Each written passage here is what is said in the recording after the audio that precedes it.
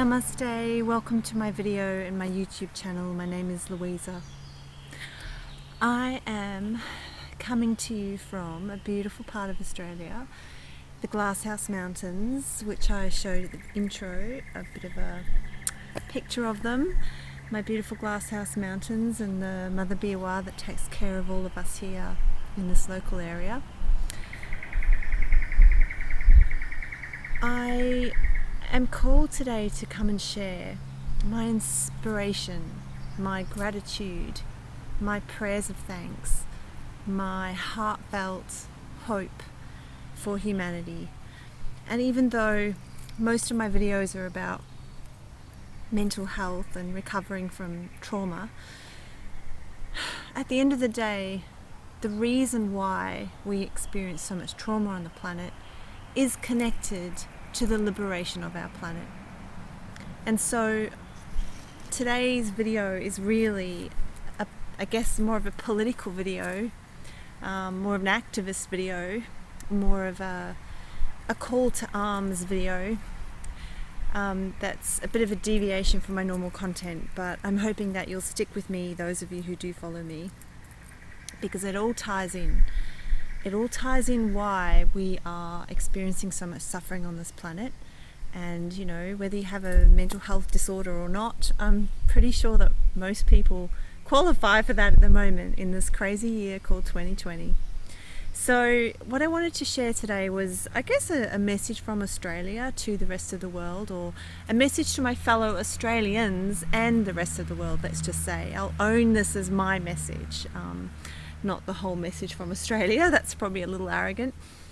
And that message is around what we're going through in our country compared to other countries with the coronavirus restrictions and impositions and government regulations that are supposedly the new normal.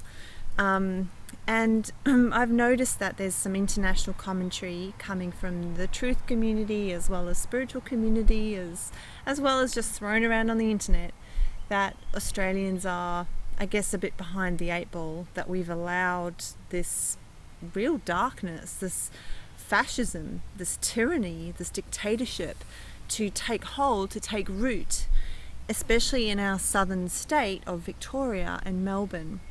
Now, I live in Queensland, which for those of you who are international, that's 1,800 kilometres away from Melbourne.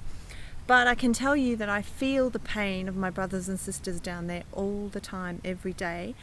I have a lot of family and friends down there, and I'm just extra connected to anybody, any being that lives on this land. I can feel what's happening to our country, and even though I'm not living in Melbourne, and to be quite honest with you, I think I'd be going absolutely insane. I don't know if I could cope with the level of draconian laws, so-called laws that have been brought in, and restrictions.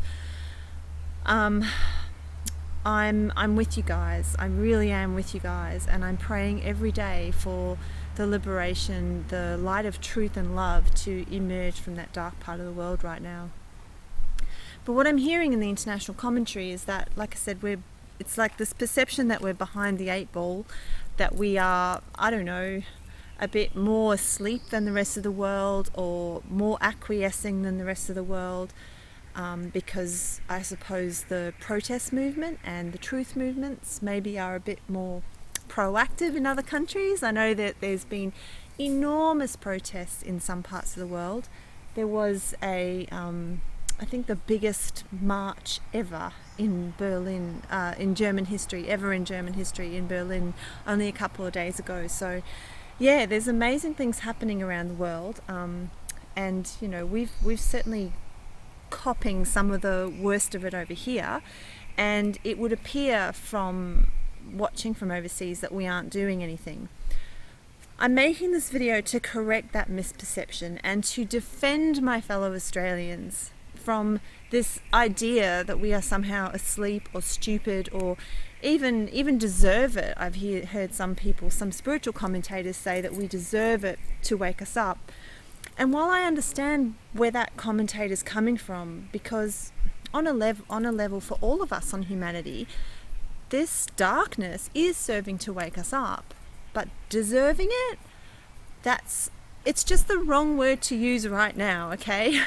Like, on a very, very high perspective, we all chose exactly our circumstances, but anything that smacks of judgment or derision, or somehow we're not doing something right, it upsets me, because I believe that one reason Australia and New Zealand, our lovely Aotearoa country next door to us, our sister country, who's going through extreme martial law as well, I believe that one of the reasons we have been hit so hard is, well, there's two reasons, okay? So twofold. This is just Louisa's perspective.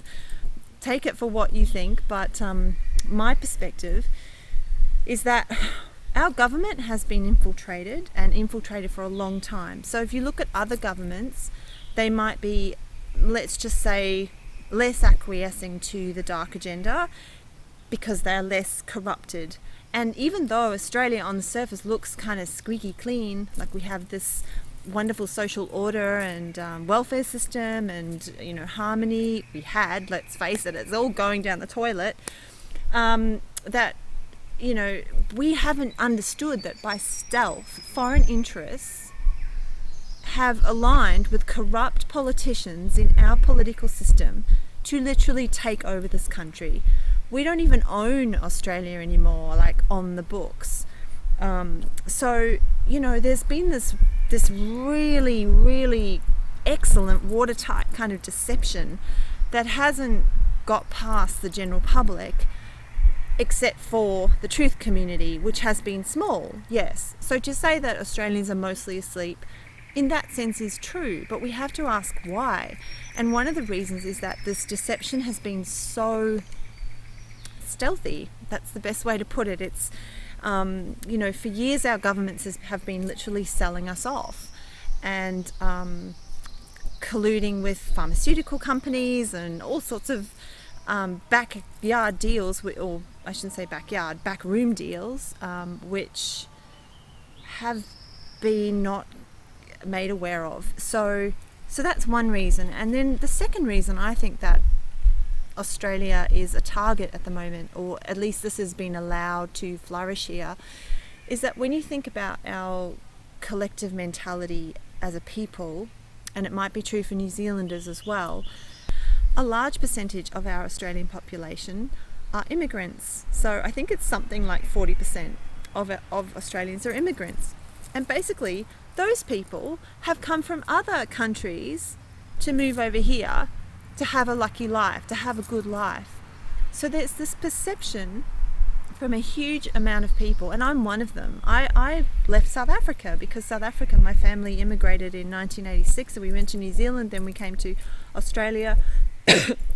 We're like many immigrants that could have been refugees if it were not for the timing. We kind of saw the writing on the wall in South Africa and we left. And then we've got a whole bunch of people who have left as refugees. We've also got a lot of people who have just come here to make a better life for themselves because in their countries they didn't have the same opportunities. So we have a lot of Asian countries, people coming over here for that reason. Pakistan, India, loads and loads of English people, right? We're a melting pot. We have been since the beginning of our colonialism. So, always a stream of immigrants that have come to this country. But the underlying message for all of them is that this is the lucky country. This is a safe place to be. People came here for that reason. So they're kind of under a spell. They think this is a safe place, right? And then for the native-born Aussies that were born on the soil, similarly their parents were immigrants, right? So they have this lucky country ideal handed down to them. So I would say that's something that is now our Achilles heel, that we've kind of got this golden perception of ourselves, and this term lucky country gets used for Australia, and it's an Achilles heel because that's why the people are more asleep, and we're kind of really trusting. We're also quite innocent when you think about it. Like, in terms of Australian soil, drama, apart from our beautiful indigenous people who were decimated thanks to colonialism and have gone through heaps of trauma, most other citizens have found this land to be a healing land and have thanked our governments for everything that has been given to them. So we have a really robust welfare state, we have free hospitals and medical treatments, we had free education, we have free education for schooling, public schooling, and then we have a debt system for universities, but until quite recently, the last few decades, that was free as well. So we've really been spoiled, and I dare say that that is part of the plan as well. By spoiling the Australian people, the government, even though the sort of neoliberalist purse strings have really been tightened in the last few decades, but that spoiling has created a complacency, and that is said without judgment, because you have to, if you're going to criticise, well, basically don't criticise until you're in the shoes of an Australian and you know what it's like to live here on this land. Now, the other thing I'll say is please just, send us your love and compassion right now, because we are doing a service for the whole of humanity by showing you guys, the rest of the world, what darkness is capable of, right? These agendas that we knew were in the works, the totalitarian fascism agendas to basically take total control of the people's lives. It is being played out in Melbourne right now, and I think, to the best of my knowledge, is being played out in New Zealand as well. So this plague, this contagion of totalitarianism is the only thing that worries me. I don't care about the virus at all. I have an excellent immune system. None of us should care about the virus any more than we care about a cold or a flu. Take care of your bodies, get good sunlight. I mean, Melburnians right now are restricted to 1 hour of sunlight a day. Like, that's just crazy. It knocks the immune system around. It puts people in fear and stress. And what does that do to the immune system? It drops it. Okay, so anyway, so that's my thing, right? So Melbourne is suffering right now. Melbourne is suffering right now. And we're all suffering on this continent, and our Kiwi brothers and sisters are suffering. So we need compassion, we need non-judgment, we need the rest of the world to understand that we are shining a light on the dark, and that's a service as well. In the meantime, I have complete faith in my Aussie brothers and sisters and my Kiwi brothers and sisters that we can get through this, and we are awakening and we will awaken. And that's the other part of this message I wanted to share with you today. There is incredible stuff happening on this continent that please be aware of. Please know, whether you're an Australian or from the other side of the world, that Australians are not just rolling over and, we're just bewildered, we're shocked. I think the waking up process is taking a little bit longer for us because of those factors I mentioned before. So that bewilderment, the stunned reaction, it kind of, it creates inaction, like one doesn't know what to do with the information, and there's a lot of cognitive dissonance as well, of course, and fear, remember. So it might look like Melburnians are not protesting in the streets, or they're still wearing their masks, or they're doing whatever the government wants, but remember, they're afraid. They're being threatened. This behaviour has been coerced through fines, which are totally illegitimate and anyone can get out of, but most Melburnians don't know that. So they're frightened of the fines, they're frightened of the police. We've never lived in a state of martial law before where our police have turned against us. That's a lot for the psyche to process, and I can only imagine what I would feel like. I remember how scared I was. There was real fear when my part of the country was in lockdown a few months ago. And then there's the social shaming that's going along with it, because there's still a lot of asleep people that want to trust the government and don't want to believe that this is all a big lie. So we just need to have so much patience and compassion for all of these people that are really doing it tough down there. But anyway, what I was trying to say was the inspiring bit, which is that there are amazing things happening. There's a national class action against our government being put together by a team. I'll put the links below. So join it. If you live in Australia, please join this class action. If you've been negatively impacted by coronavirus restrictions, and you believe this is an injustice in some way. And the website has some really great information about what the process is for this class action. They're not asking for money, they're asking for a judicial review. This is giving the government a chance to, hey, tell us what's actually behind these decisions you're making. Where's the science? Where's the facts? If you can provide that, then we'll all just breathe a sigh of relief behind our masks, thank you very much, and get on with our lives. But if you can't provide that, then we want our rights back, and that is not too much to expect. So critical thinking Aussies, intelligent people like Serene and her team of lawyers, as well as a whole bunch of other people behind them, I'm sure, are one of the most amazing things that's happening in Australia. So get behind that.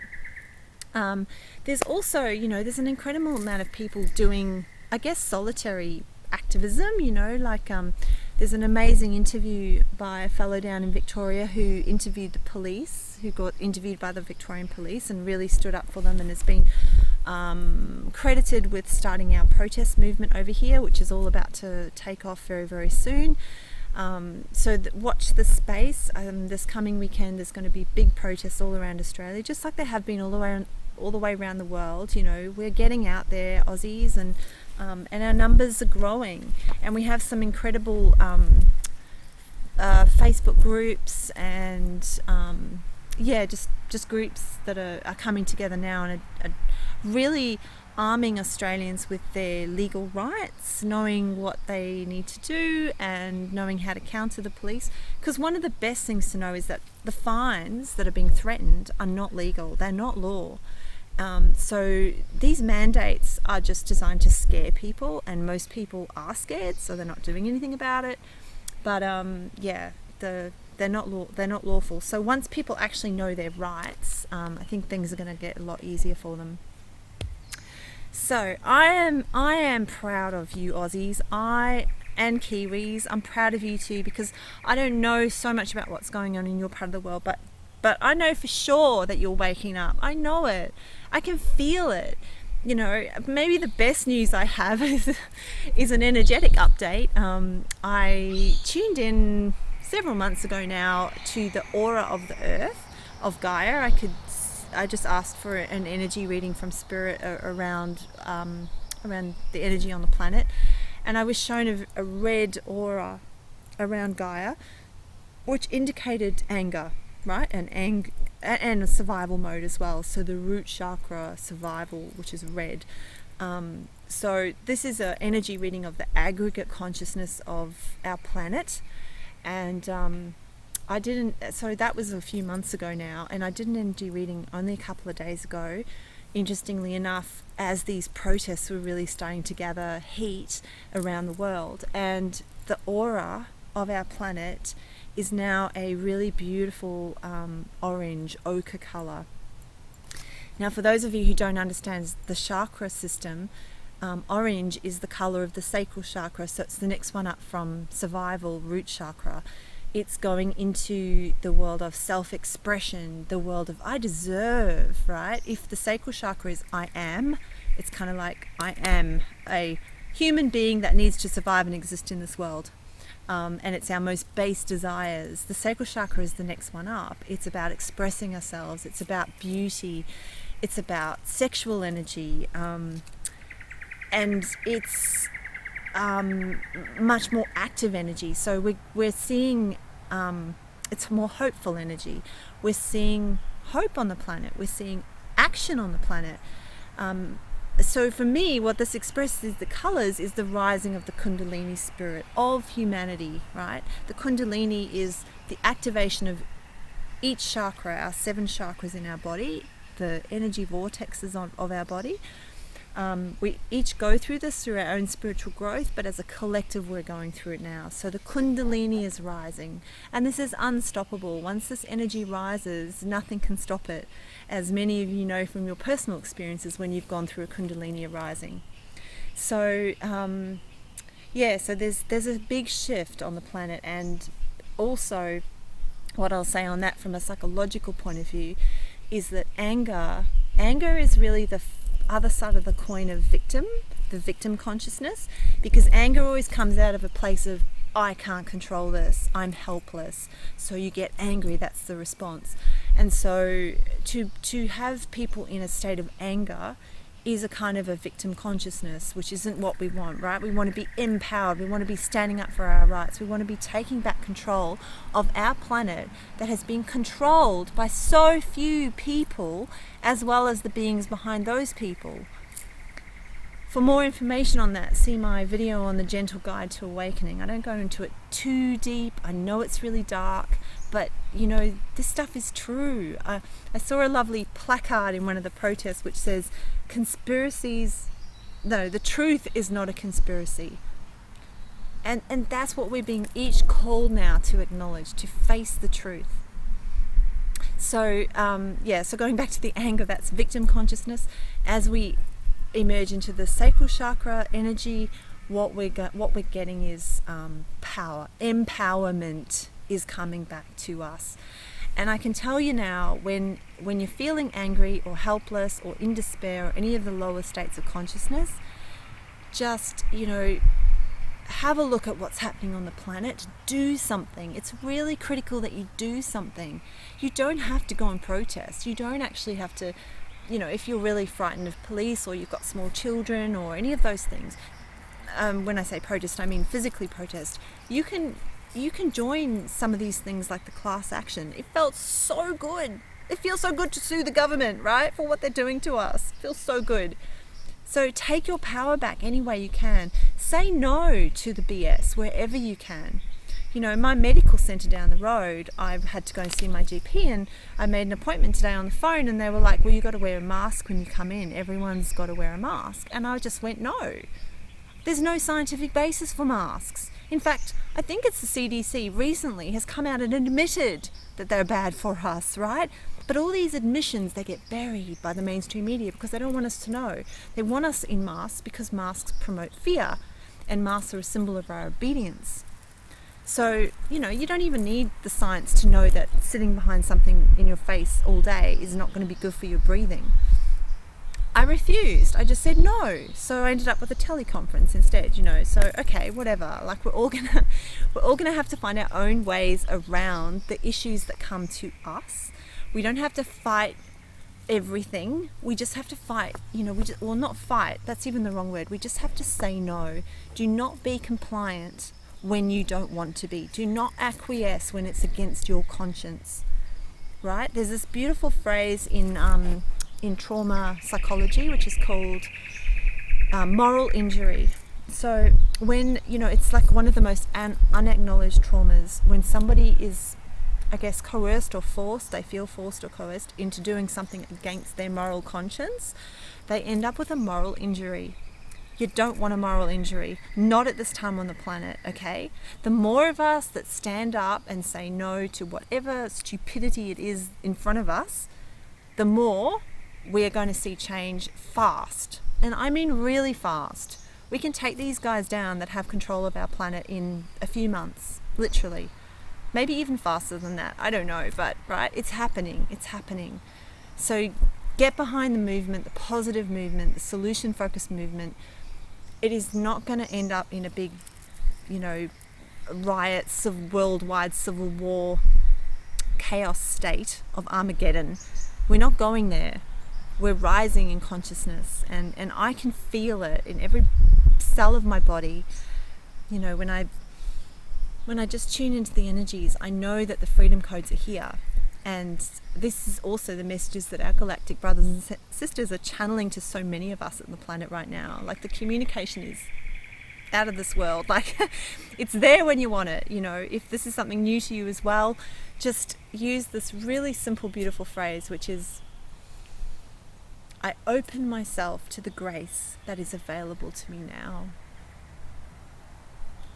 And you don't even have to believe in beings for that to work, okay? This is the grace of the universe. This is that Gaia has got us, that nature is our friend, that everything we see around us is supporting us now to ascend. And we are a part of that, and it's a beautiful thing. So, you know, follow what brings you bliss. Get active, do stuff, and we've got this. We've got this, guys. My fellow Aussies, I love you, all of you. And my fellow Kiwis, I love you. And my fellow brothers and sisters all over the world, I love you as well. I'm so proud of us. I'm so proud of us. I am often moved to tears because this is it. This is it. We're here, we're moving, we're changing. We're never going to go back to the old normal. And we don't want this new normal that's been sold to us either. No, human beings, our spirit is indomitable and we will triumph. When I say our spirit, remember, that's the key. This isn't a mental thing. This is like tuning into your heart. Let your heart speak. Let your heart sing. Your heart knows the way.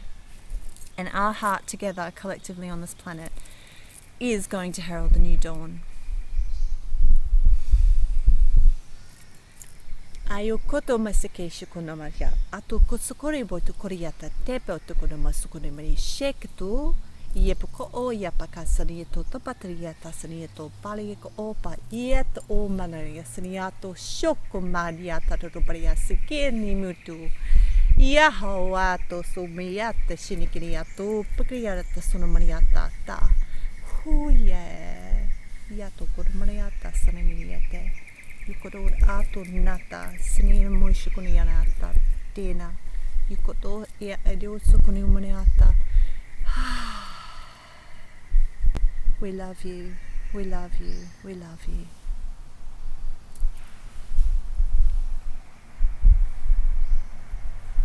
See you again. Namaste. Thank you so much.